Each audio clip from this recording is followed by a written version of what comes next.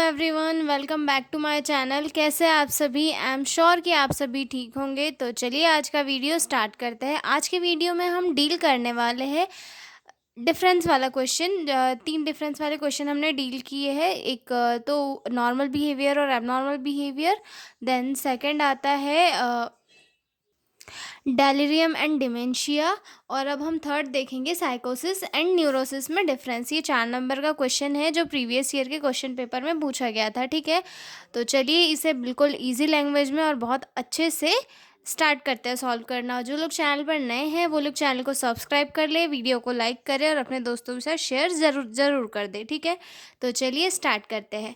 तो सबसे पहले तो हम ये देखते हैं कि साइकोसिस और न्यूरोसिस होता क्या है। तो साइकोसिस जो होता है एक ऐसी डिसऑर्डर होता है ब्रेन का जिसमें पेशेंट रियलिटी से कनेक्शन खो देता है। मतलब उसे रियलिटी से वो रियलिटी को नहीं समझ पाता, उसे हेलुसिनेशंस होते हैं, डेल्यूजन्स होते हैं। जो चीज़ें एग्जिस्ट नहीं करती वो उन चीज़ों को सच मानता है, और मतलब जैसे कि आवाज़ें उसे अलग अलग सुनाई देती है, उसे चीज़ें दिखाई देने लगती है, वो रियलिटी से बिल्कुल अलग हो जाता है। और अगर हम वहीं देखें कि न्यूरोसिस क्या होता है, तो न्यूरोसिस जो है एक माइल्ड मेंटल डिसऑर्डर होता है जिसमें पेशेंट को रियल और अनरियल में डिफरेंस पता होता है, और मतलब वो चीज़ें समझता है कि क्या रियल है क्या रियल नहीं है। उसे हेलुसिनेशन और डेल्यूजन्स नहीं होते।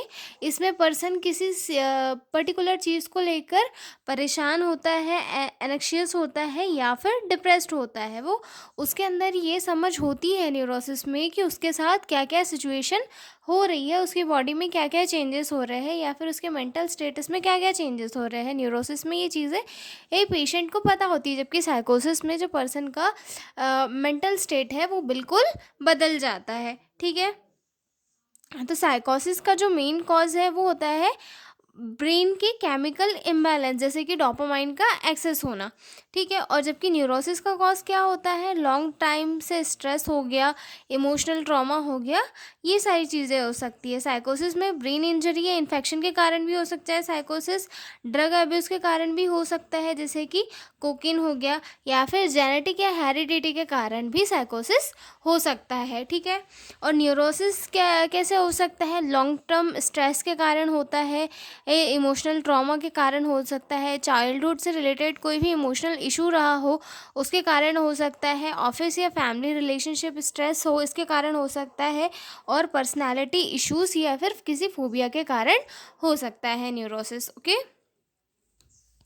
अब इनके सिम्टम्स देख लेते हैं। साइकोसिस में हेलुसिनेशन हो सकता है, डेल्यूजन्स हो सकते हैं, डिसऑर्गेनाइज स्पीच हो सकता है, बिहेवियर चेंजेस हो सकते हैं, लेक ऑफ इंसाइट हो सकता है। वहीं न्यूरोसिस में एंजाइटी होता है, फोबिया होता है, ऑब्सेशन एंड कंपल्शन हो सकते हैं, डिप्रेशन हो सकता है, इमोशनल डिस्टर्बेंस हो सकते हैं। ठीक है, तो हमने ये रफली वे में देख लिया कि साइकोसिस और न्यूरोसिस होता क्या है। अब हम डिटेल में देखेंगे कि साइकोसिस और न्यूरोसिस में क्या क्या डिफरेंस होते हैं। ठीक है, तो मैंने वैसे ही कॉलम के फॉर्म में लिखा है जैसे कि हम नॉर्मल लिखते हैं। फर्स्ट कॉलम में मैंने बेसिस लिखा है, देन सेकंड में साइकोसिस है, देन थर्ड में न्यूरोसिस है। और हाँ, साइकोसिस के ऊपर मैंने एक डिटेल वीडियो बनाकर अपने चैनल पर पोस्ट की है। आप mental health nursing third year वाली प्लेलिस्ट में जाकर भी चेक कर सकते हो, और मैं इस वीडियो के डिस्क्रिप्शन में उस वीडियो की लिंक भी मेंशन कर दूंगी। तो आपको अगर साइकोसिस को डिटेल में पढ़ना हो तो आप वहाँ से भी पढ़ सकते हो। ठीक है, डेफिनेशन देखते हैं साइकोसिस की। साइकोसिस is a severe mental disorder where the person losses touch with reality. मतलब साइकोसिस जो है एक सीवियर मेंटल डिसऑर्डर है जिसमें जो पर्सन है रियलिटी से अपना टच खो देता है, मतलब रियलिटी से अलग हो जाता है। जबकि न्यूरोसिस क्या है, neurosis a mild mental disorder with emotional distress but reality remains intact. मतलब न्यूरोसिस जो है एक माइल्ड मेंटल डिसऑर्डर है जिसमें इमोशनली पर्सन डिस्ट्रेस होता है लेकिन रियलिटी से हमेशा टच में रहता है, उसे पता होता है कि रियल क्या है और क्या अनरियल है। ठीक है, अगला पॉइंट देखते हैं, कांटेक्ट विथ रियलिटी। उसके साइकोसिस में person can not differentiate between real and unreal thing. जब किसी पर्सन को साइकोसिस होता है तो उस टाइम पे वो रियल और अनरियल थिंग्स में डिफ्रेंशिएट नहीं कर पाता है। वहीं पे अगर हम देखें तो न्यूरोसिस में जो पर्सन है वो रियल और अनरियल में डिफ्रेंशिएट कर पाता है। Person knows what is real and what is not. उसके बाद insight, third insight, lack of insight does not realize that they are इल।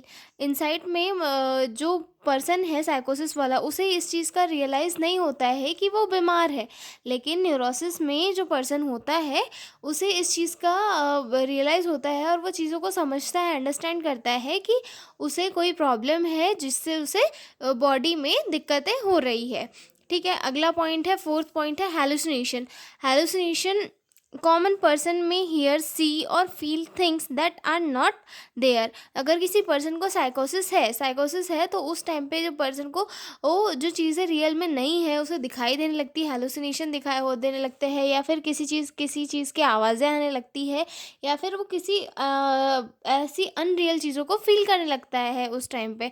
और न्यूरोसिस में जो है हेलुसिनेशन एब्सेंट होता है। ठीक है, अब delusions, common person believes in false ideas thinking someone wants to kill him. Delusions मतलब जो साइकोसिस वाला पेशेंट होता है उसे डेल्यूजन्स भी होते हैं, जबकि वो गलत आइडियाज़ पे भी जो है भरोसा करने लग जाता है। वो ये सोचने लग जाता है कि यार मुझे कोई मारने वाला है, मुझे मेरा मर्डर होने वाला है। मतलब अनवांटेड थिंग पे पर्सन जो है यकीन करने लग जाता है, जबकि न्यूरोसिस में जो पर्सन है वो एकदम नॉर्मल रहता है, उसे इन सारी चीज़ों का ये नहीं रहता है। ठीक है, not present thinking remains with in normal limits. Okay, उसके बाद थॉट प्रोसेस देखते हैं। साइकोसिस में जो पर्सन की थॉट प्रोसेस है वो डिसऑर्गेनाइज हो जाती है।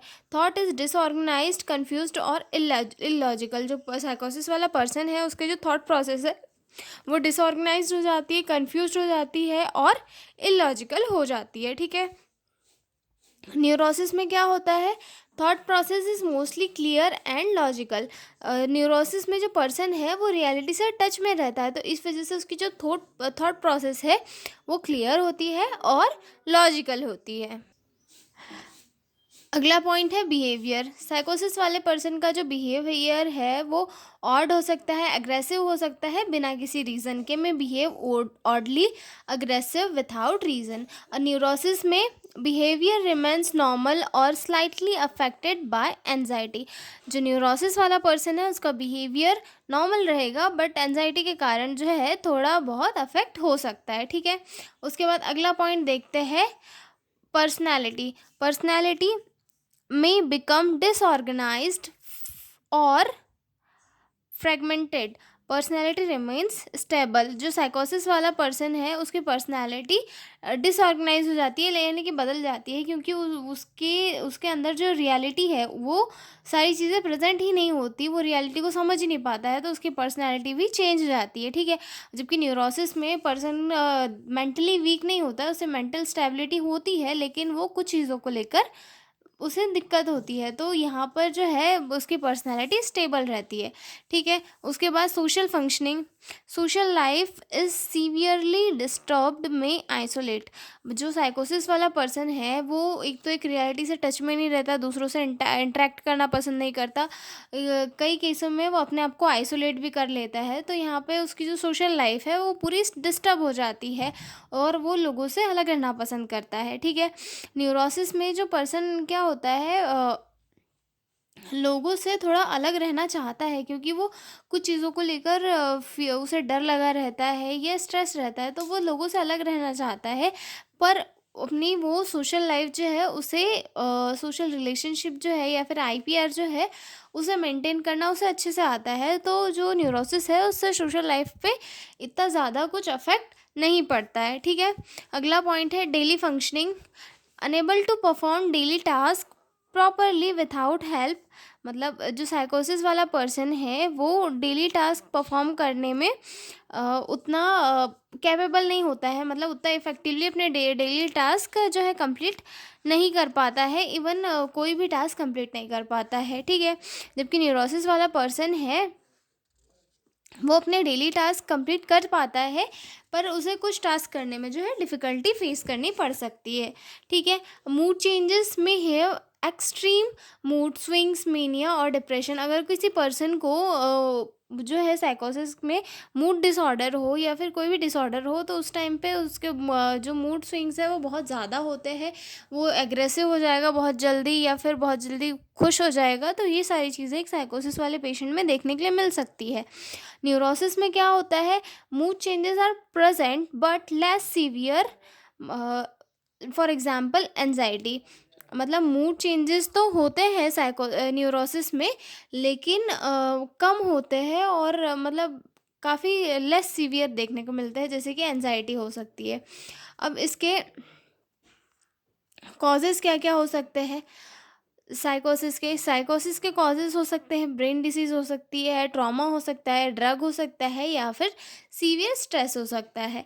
और जो न्यूरोसिस होते हैं, न्यूरोसिस के कॉज क्या हो सकते हैं, स्ट्रेस हो सकता है, इनर कॉन्फ्लिक्ट हो सकता है या फिर इमोशनल इम्बैलेंस हो सकता है, ठीक है।